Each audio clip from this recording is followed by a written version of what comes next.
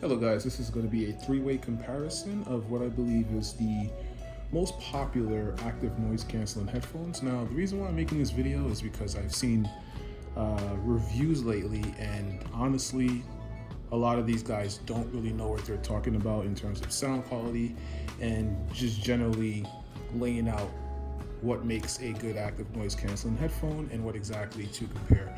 Now, I'm not going to go scientific and show you guys any results and stuff from like measurements to show the active noise cancellation or anything like that. I'm just going to tell you my subjective opinion on the active noise cancellation, but I do believe that my audio quality input will be more useful than a lot of the YouTube videos that I'm seeing for a lot of these headphones and their reviews. So I'm going to cover the price. The Sony XM3s currently retail for $349. You can find them for a lot cheaper nowadays if you look around for some deals. The Bose noise canceling 700 headphones, these currently go for $399 US dollars. You're not going to find them any less than that because they just came out. Then you have the Bose Quiet Comfort 35 Mark IIs. The current retail price for these is about the same as the Sony's at $349.99, but you can find these a lot cheaper if you look around for deals. So let's cover the build quality. The new Bose 700s, I would say, are using more premium materials than the other two. This is using more metal in its construction. The headband is a stainless steel. The ear cups are still plastic, but it's a very nice soft touch plastic. And overall, this does feel like a sturdy headphone. The other two, let's start with the Sony's here. This is predominantly a plastic design, but the build quality does still feel like it's rugged and it's pretty much ready for everyday usage. Same thing goes for the Bose. Feels rugged, ready for everyday usage, but the materials chosen just are not as good as the Bose 700s. But you really can't go wrong with either of these three if you're just going to use them, and of course take care of them. But over the time of say the next 2 to 3 years, shouldn't really run into any problems with any of these headphones. Comfort wise, I would give the Bose Quiet Comfort 35IIs the crown here. They are the lightest headphone, and the clamping force is also the least between these three. And really, you just can't go wrong with this pair in terms of just the overall comfort. Next up, I would give it to the Sonys. The Sonys are right up there with the Bose. Nice plush ear cups, very wide opening, so your ears can kind of get in there very nicely. The headband is well padded, so the weight is alleviated very nicely across this headband. And it's also about, feels like it's probably very similar weight between these two, but the Bose 700, though, sorry, it's still a very comfortable headphone. It's just that the clamping force, because of the steel headband, kind of knocks the comfort down to third place between these three. Don't get me wrong, they're all very comfortable headphones. But it's just that these have quite a bit of a tighter clamp over these other two. So overall, Quiet Comfort 35IIs, the least amount of clamp, as well as the lightest in terms of weight. Very comfortable, very pillow-like feel that these headphones offer. Second up is the Sony's, also very comfortable. And third up is the Bose 700s because of the clamp. The ear cups are very soft and plush, and the headband does alleviate a lot of the kind of like weight of the headphone, but it's the clamp that brings them down to third place. Now let's go to the battery. The Sony wins this category. It has the maximum capacity in terms of longevity. It can last about 30 hours on average of use, which is active noise cancellation and Bluetooth enabled. The Bose Quiet Comfort 2 as well as the Bose 700, they both last for roughly up to about 20 hours of use. Quick charge, which is very important. The Sonys also win here. A 10-minute quick charge, I believe via USB-C. I believe the input has to be at least 1 amperage or 2 amperage. Pretty much just use a wall charger. If you plug the Sonys in, after 10 minutes, you can get about 5 hours of usage, which is pretty amazing. The Bose 700s, if you plug these in for 15 minutes, you get 3.5 hours of usage. And in the Bose Quiet Comfort 35 Mark IIs, if you plug these in for 15 minutes, you get 2.5 hours of usage. And these charge via a micro USB, which is an older input standard. And the new Bose 700s finally switches over to USB-C. And the Sony Mark IIIs utilizes a USB-C input.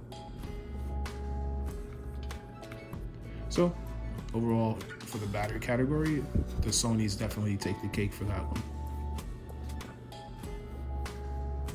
Feature set is pretty interesting with these three. I probably would give the feature set victory to the Sonys, especially when you utilize the companion app. You have a lot of control over the sound, so you can equalize the sound signature to better fit your preference in terms of what song you're listening to, or just generally what kind of sound signature you prefer. You also have the control over the active noise cancellation. You can enable ambient sound. You can control how much sound is come in. You can control what sound comes in if you want to have all the sound in, or if you wanted to reduce the bass and only let the mid-range frequencies in. You can control the noise cancellation, how strong that is. You can also control I believe this has like an altitude optimizer. So if you're on a flight, you can have it optimized to that altitude, so the sound frequency doesn't change as if you were listening at ground level. You can control the standby time. It's a lot of things you could do with the Sony. It's pretty full packaged headphone in terms of the feature experience. The Bose noise canceling 700, it's pretty feature packed, but just not as much as the Sonys. You do have a lot of control over the active noise cancellation. You have quicker wear mode, which is not as good as the Sonys, where you just cup the right ear cup with your palm and it quickly reduces the audio volume that's coming in, and then pumps up the ambient noise. With this, you have to press and hold the noise canceling button, which is on the left ear cup. It will then basically pause the audio and then switch the microphones into ambient sound.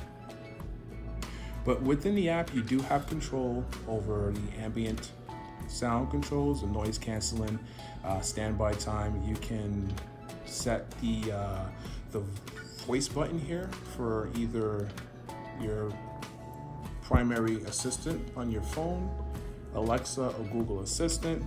You can control the standby battery time. You don't have any sound controls. Bose states that they are going to introduce a equalizer into the application with a firmware update, but as of now, there is no sound controls for the Bose 700, so you are stuck with the sound signature unless you use a third-party equalizer. So feature-wise, these are pretty good. You do have control over your the noise canceling, and you do have touch controls finally, which the Sony has had. The touch controls on the 700s, however, is on the front half of the cup, which is kind of awkward. So you don't really get a full surface area to kind of play with. So you have to be very precise in terms of how you control that air cup, as opposed to the Sonys, where the entire right side is a touch interface. The Bose Quiet Comfort 35II has the least amount of features. You kind of have the same, the battery. You can set the standby time for how long you want the headphones to remain on if there's no active audio stream. You can control the noise canceling to be either high, low, or off. I believe it is. Yeah, so high, low, or off. It's really not that much that you can control. You can control the your voice assistant. So you can either have this left button right here control the active noise cancellation, or you can have it summon Alexa or Google Assistant.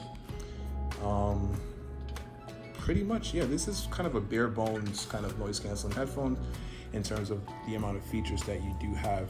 Now, one very main feature that both Bose headsets have that the Sony still do not have is multi-point Bluetooth connection, which is the ability for the headphones to have two devices simultaneously paired to it. So for example, if you have your computer and then you have your phone, so if you're listening to, say, you're watching a movie on your computer and then a phone call comes in, you can answer that phone call and then the audio will switch over to the phone call through the headphones seamlessly. You don't have to run to the settings and then unpair your headphone and then run back to the settings of your phone and then repair it. It's seamless because it's connected to both devices simultaneously. The Sonys can only connect to one device at a time, and it can be quite cumbersome to use if you do have that kind of setup where you want to utilize two devices in those kind of scenarios. Now, another feature the Bose has is augmented reality. Both of these, I believe the QC35IIs have them if it's one of the newer models. But in this current stage now, they're not really that big in terms of usefulness. They're more like gimmicks at this stage, but we'll see. They could blossom to be quite amazing pieces of tech to really showcase what headphones can do. But as of now, the augmented reality, not only is it really only supported for iOS devices, but currently in its current stage, it's not really a must-have feature. Call quality, which is a very important metric that some reviews just don't really even go over. I would give the call quality to the Bose 700. Bose has pretty much focused in on getting the best possible voice pickup with these new microphones that have been implemented into this headphone. So generally for my day-to-day use, when I'm walking around Times Square in New York City, which is a very good area to test out the call quality performance of a headset, this is very noisy. These perform admirably. It's very, very amazing how much your voice is picked up while it mitigates and removes all of the unwanted ambient noises that are around you. Especially, this is pretty good for if you're interacting with your voice assistant.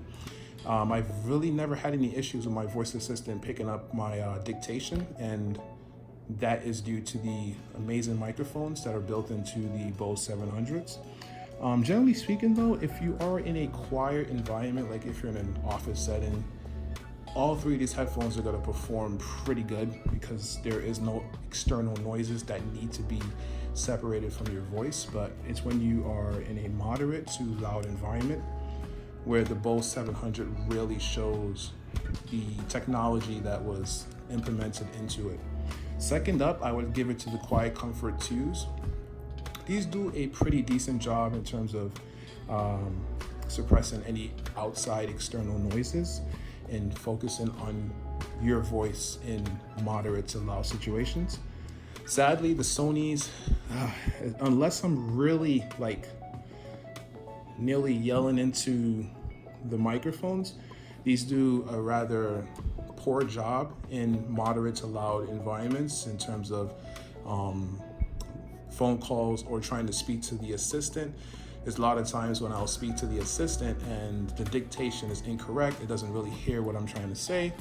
And it becomes frustrating because I have to keep saying the same command over and over until the point where I'm just like, I'll just pull my phone out of my pocket and then speak into the phone, or I'll type up what I'm trying to tell the assistant to do. So third definitely goes to the Sonys. Maybe the Mark IVs will have a better microphone. Now, lastly, and probably most important to all of you guys, is the active noise cancellation performance as well as the sound quality. So active noise cancellation between the three is pretty good. They're all pretty good. These two are a bit better than the Bose Quiet Comfort 35 Mark IIs. These headphone names are getting ridiculous. So yeah, the Bose 700s and then the Sony Mark IIIs, I would probably say they're about equal. I really don't hear too much of a difference. Yeah, they're both really good at blocking out a lot of noise. Yeah, I'm even fine with the Bose Quiet Comfort 35IIs, honestly, because literally once you start playing music, all three of these headphones, you're not gonna hear anything of what's going on around you when you have their active noise cancellation on full blast, along with music playing. You're pretty much in your own world. The ambient sound mode, I would give it to the Bose. I feel like it sounds more natural. With the Sonys, you can hear everything around you with the Sonys, but it has this amplification effect where you can kind of hear that the microphones are increasing the amplitude of what's coming in. So it kind of has this forced kind of whooshy sound to what's going on around you. Whereas with the Bose, it literally sounds like you just took the headphones off and you are listening to what's going on around you. It's very natural ambient sound for the Bose's noise cancellation, the 700 model. But overall, active noise cancellation, I would probably rank these two roughly equal, with the Quiet Comfort 35IIs being slightly inferior. But these three will do just fine in a typical commuting situation with a typical, playlist. You're not gonna really have anything interrupting your experience. Now, lastly, we're gonna go over the sound quality. And first things first, sound quality, or just the sound of something, is very subjective. Something can sound great to someone and then sound horrible to another person. No one's really right or wrong here. Generally speaking though, I do hear this consensus that the Sonys wipe the floor with the Bose in terms of the sound quality. Like I said, it's all subjective. I can't really say that anyone's wrong here, but my personal take is that the Sonys are a musical sounding headphone. And what I mean by musical is it isn't accurate. So the sound does not replicate what you'd hear in the studio. It sounds more altered in a sense. So the Sonys essentially, they accentuate the bass frequencies and slightly reduce the treble frequencies. So for a lot of listeners, they like to listen at higher volumes. So with this specific sound signature that the Sonys have, generally at higher volumes, it sounds better than the sound signature that the Boses aim for, which is a more neutral frequency response. Because at higher volumes, a neutral frequency response is going to probably start to sound harsh to the listener's ears, because the treble is relatively even to the bass and then the mid-range. So as you crank the volume, you're gonna get a lot of that treble, and we're very sensitive to treble. So it's gonna not sound pleasant compared to the Sonys, which reduces the treble and raises the bass. So it'll sound more full on the Sonys, but it's not necessarily a better sound.